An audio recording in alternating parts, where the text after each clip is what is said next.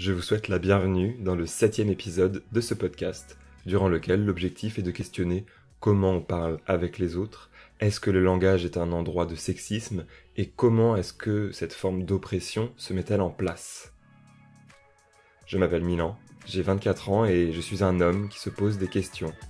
Vous êtes dans Fallo Décentré, on avance ensemble.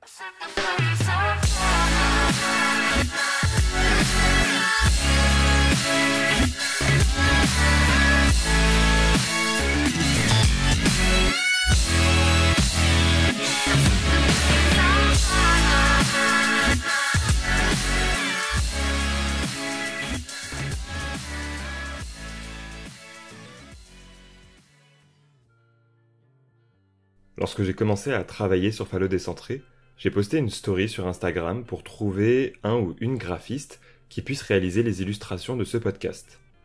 Cette story, elle était écrite en écriture inclusive, c'est-à-dire en se finissant par un point et un E sur des mots qui peuvent s'accorder au masculin ou au féminin.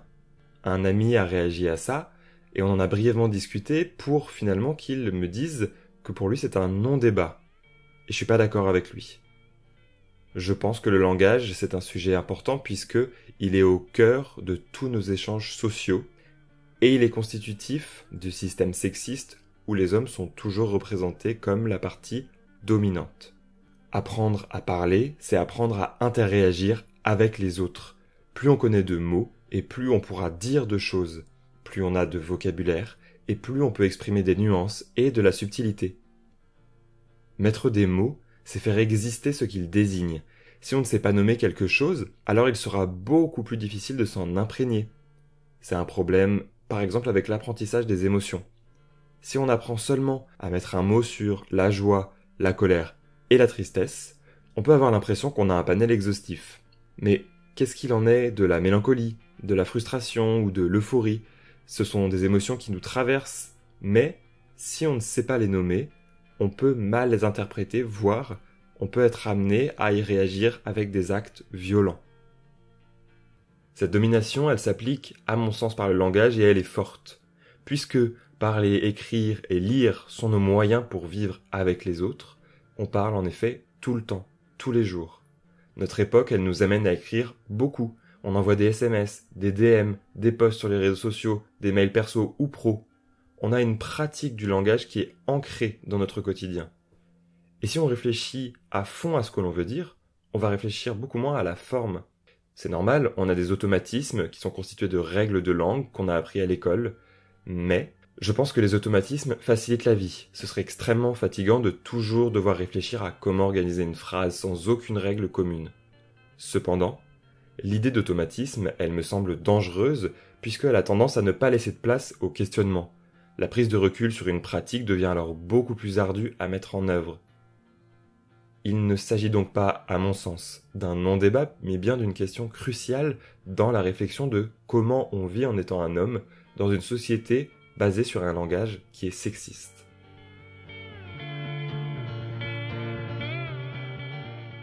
Je trouve important de parler de l'écriture inclusive. J'ai la sensation d'en avoir plus entendu parler autour de moi comme quelque chose de négatif que comme quelque chose que l'on prend comme elle vient, sans sentiment particulier. La première question que je me suis posée, c'était alors pourquoi utiliser une forme d'écriture qui, d'après ce que j'entends et je peux lire autour de moi, n'a pas l'air si agréable à utiliser. Je pense qu'utiliser l'écriture inclusive, c'est s'attaquer à briser une règle basique de la langue française qui en dit beaucoup plus long sur nos manières de vivre. Cette règle, c'est le masculin l'emporte sur le féminin, autrement dit, le masculin représente la forme neutre.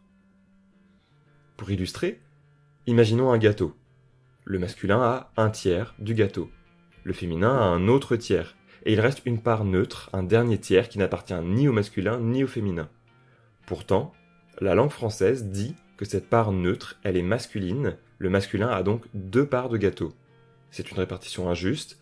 Et si on traduit la métaphore en nous disant que le gâteau représente la répartition des genres dans le langage quotidien français, alors le masculin prend 2 tiers de la place. C'est beaucoup. Partons du principe que l'allégorie du gâteau ne convainc pas tout le monde. Une étude publiée en 2005 intitulée « Impact de la féminisation lexicale des professions sur l'auto-efficacité des élèves, une remise en cause de l'universalisme masculin ?» amène un certain nombre de cas d'exemples prouvant que lorsque le masculin est utilisé comme neutre, il en devient oppressif. Un des exemples était de voir si le pronom masculin était bien représentatif du neutre. On a ainsi demandé à 265 étudiants et 265 étudiantes de dire quel genre ils imaginaient pour la personne désignée par un pronom masculin dans une phrase. 35% ont dit qu'il ou elle pensait à une femme. On en revient à mon gâteau et au tiers manquant. Le masculin prend son tiers, le tiers du neutre est également pour le masculin et il ne reste environ que 35% pour les femmes dans l'occupation de l'espace du langage. Également, il est intéressant d'aller voir du côté du pouvoir et les fonctions de pouvoir qui sont justement plus souvent désignées par un mot masculin, président, médecin, académicien, alors que des fonctions liées au service à la personne sont plus généralement associées au féminin, la ménagère, la caissière, l'infirmière. Ce n'est qu'assez récemment qu'on peut entendre une phrase comme « la ministre du Travail ». Il n'y a pas si longtemps que ça, un ministre du Travail pouvait être une femme. Dans ce cas, est-ce qu'on pouvait dire que le ministre était tombé enceinte ? L'endroit du pouvoir, ça se place également dans le milieu professionnel. Une autre étude menée par BEM et BEM a montré que les fiches de poste destinées à recruter un ou une salariée et qui étaient écrites uniquement au masculin amenaient une grande majorité d'hommes à postuler puisqu'ils se sentent désirés pour ce poste. En tant qu'homme, on peut alors, si on inverse la tendance, on peut se demander si l'on répondrait à une annonce de recrutement uniquement écrite au féminin. Plus largement, le genre masculin, il est toujours utilisé pour rassembler. Les Français ont voté. Les soignants sauvent des vies. Il s'agit là d'une prise en otage des grands événements qui constituent une histoire de société. Comment peut-on pleinement se saisir de quelque chose de commun si ce commun ne nous inclut pas dans sa manière d'être raconté ? Mais, alors, décidément, l'écriture inclusive, qui pourtant, après tout ce que je viens de raconter, semble représenter une forme d'équilibre autour de ce neutre masculin, est fortement controversée. On entend que c'est pas esthétique, que ça alourdit le texte, qu'il en devient compliqué à lire. Pourtant, on réussit bien à apprendre à écrire et à lire le français avec 6 pronoms différents, amenant à 6 formes conjuguées de 3 groupes de verbes différents. Avec ce constat, on peut imaginer qu'assimiler une règle de nommer les deux genres dans une phrase n'est pas vraiment ridicule. Un point et un E à la fin d'un mot s'accordant en genre n'est peut-être pas la mer à boire. Mais alors, si on écarte le côté moche, je trouve intéressant de questionner pourquoi est-ce que ça pose problème. Est-ce que ce serait pas une forme de résistance au changement ? Dans ce cas, ça pourrait se comprendre. Le changement, il fait peur à l'être humain. Les habitudes sont confortables et ça permet d'avoir des balises. C'est des balises qui rassurent. Mais, et si c'était plus profond que ça ?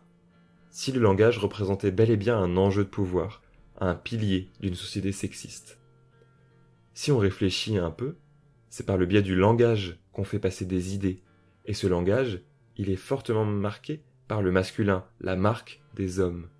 On a déjà parlé des privilèges dans les précédents épisodes de Phalo décentré, et avoir une langue qui s'organise autour de son genre, c'est un privilège, c'est un outil de prise de pouvoir, puisque la société dit notre genre est ce qui domine dans les interactions, dans l'outil d'interaction.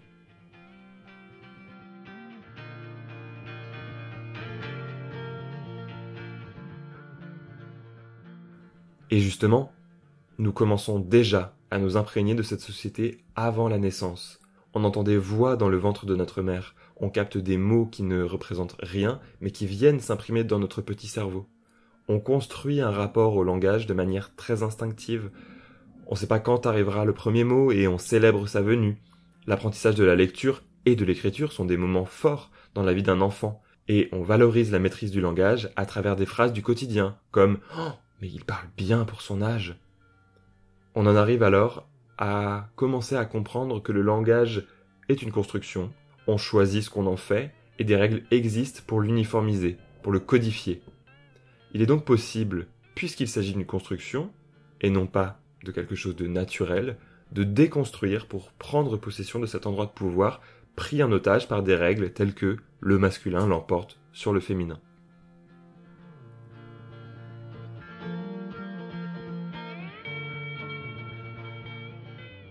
Pour la seconde partie de cet épisode, j'ai envie de m'attarder plus largement sur ce que le langage peut impliquer dans un quotidien. je trouve intéressant de réfléchir à son impact dans nos vies de tous les jours. Et premièrement, je pense à la violence. Les mots peuvent être plus violents que des coups, et ils peuvent laisser des profondes cicatrices que les autres ne voient pas. Le langage, c'est un outil magnifique de partage, mais c'est également une arme, et à mon sens, il y a deux formes de violence qui passent par le langage, directe et indirecte. Prenons l'exemple des injures. Si je traite un homme de femmelette, je lui dis un mot qui regroupe tout un imaginaire autour de la faiblesse, du manque de virilité et de force. C'est de la violence directe et ciblée. Mais de ce que j'ai pu expérimenter autour de moi, pour la plupart des personnes, la chose s'arrête là. Une insulte a été lancée. Mais je pense qu'il se met en place également une forme indirecte de violence. Dire à un homme qu'il est une femmelette, c'est le considérer comme une femme, et le fait de le considérer comme une femme, ça représente une injure. On retrouve tout ce champ lexical de domination par l'injure à travers la mise en perspective avec ce que les virilistes considèrent comme inférieur à un homme. Les femmes, donc, femmelettes par exemple, mais également les personnes homosexuelles, on peut se faire traiter d'homosexuel. Les injures, elles ont une place particulière dans le langage, puisqu'elles représentent le moment où la discussion n'est plus possible. On ne peut rien faire d'autre que se défendre en étant violent et en attaquant l'autre. D'une part, ça traduit une pauvreté de langage et de réflexion extrême, et d'autre part, il y a une différenciation bien nette qui existe entre les insultes vers un homme ou vers une femme. On traitera une femme de pute pour appuyer le fait qu'avoir une activité sexuelle pour une femme est rabaissant. À l'inverse, on ne traitera pas un homme de pute, puisque pour lui avoir une activité sexuelle, c'est valorisé. On s'attaquera alors à la domination de l'autre homme, par son ascendance. On traitera par exemple sa mère de pute. Elle, pauvre maman qui n'a rien demandé, devra subir la domination masculine et la stigmatisation parce que les hommes ne s'attaquent pas entre eux directement, mais que chaque échange insultant entre deux hommes aura des répercussions sur les femmes. Mais qu'est-ce qu'on peut attendre d'une société qui a fait d'un de ses étendards le fameux « sois un homme », cette phrase « sois un homme » qu'on peut dire à un enfant, à un jeune, qu'est-ce que ça veut dire « être un homme » ? Est-ce que c'est pas un héritage des siècles passés où on élevait des soldats ? On est au XXIe siècle. Être un homme, ça existe, mais il y a tellement de choix, il y a tellement de possibilités. C'est pas possible de résumer ça à une seule voix à travers une phrase comme « sois un homme ». À mon sens, cette phrase elle fait partie du vieux monde, et elle est destinée à mourir avec lui. Je voulais finir cet épisode sur une note plus joyeuse que les injures. J'ai envie de parler de douceur, et de la douceur que permet le langage. On peut se dire les choses lorsque l'on parle. Il y a un monde à découvrir dans la communication et le partage des émotions via le langage. Je suis convaincu que la violence naît des frustrations, et je suis convaincu que les frustrations peuvent être évitées si l'on se parle.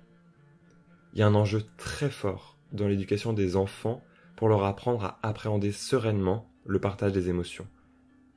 Pour les adultes, j'ai souvent la sensation que l'on se regarde, que l'on s'observe, sans oser faire le premier pas.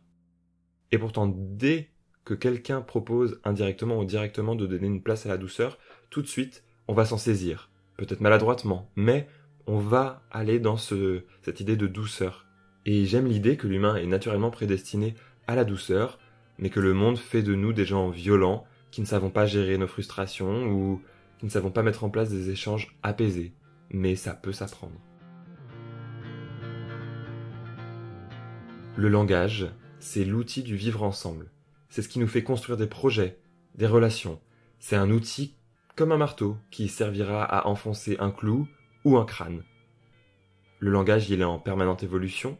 Il suffit de lire des textes d'il y a seulement un siècle pour comprendre que ce langage, il bouge à une vitesse folle. Nous sommes donc en train de le construire à l'image de ce que nous sommes. Pourquoi alors ne pas essayer de le transformer pour qu'il soit porteur de moins d'inégalités et de plus de douceur ?